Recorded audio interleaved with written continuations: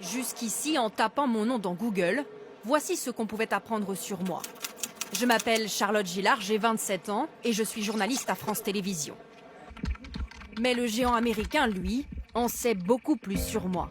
J'en ai fait l'expérience en lui réclamant mes données personnelles, 49 fichiers, dont le téléchargement a pris plusieurs heures. Toute mon activité sur Internet y est consignée, de mon historique de navigation, en passant par les vidéos regardées sur YouTube, et surprise, mes déplacements aussi. Google a répertorié les lieux les plus fréquentés. Je découvre même que sur l'année 2013, il m'a suivi à la trace, grâce à mes coordonnées GPS.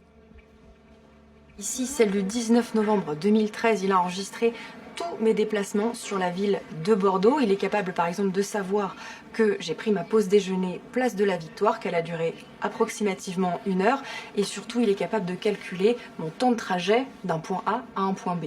Autre découverte, Google a collecté l'intégralité de mes achats en ligne. Des livres, des vêtements, des croquettes pour chatons. Le géant américain tire ses renseignements de ma messagerie Gmail. Et sur cette base, il a pu créer un profil sur mesure, des données très intéressantes pour les annonceurs. Je suis donc une femme, entre 25 et 35 ans, qui s'intéresse à l'environnement, au sport, à la cuisine et aux arts. Plus étrange, j'aurais aussi une passion cachée pour le rap, les fournisseurs d'énergie et l'ameublement. J'en déduis qu'il a aussi deviné que j'avais récemment déménagé. Mais il y a plus étonnant. En épluchant ses données personnelles, Vincent Matalon, journaliste à franceinfo.fr, a découvert plusieurs enregistrements de conversations privées. Je me suis rendu compte qu'il y avait des enregistrements de personnes qui étaient à côté de moi de temps en temps, comme là, en octobre dernier. Pétrole brut, qui est leur matière, mais oui, leur matière première, en septembre.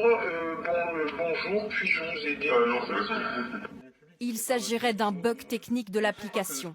Seulement, Google est dans son bon droit à partir du moment où l'usager accepte ses conditions générales d'utilisation.